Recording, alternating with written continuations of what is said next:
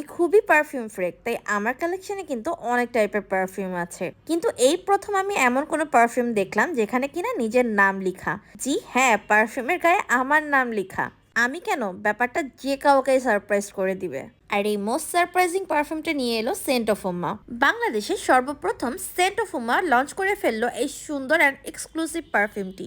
যে পারফিউমের সবচেয়ে exclusive and premium ভাইবটা হচ্ছে পারফিউমের গায়ে নাম লেখা।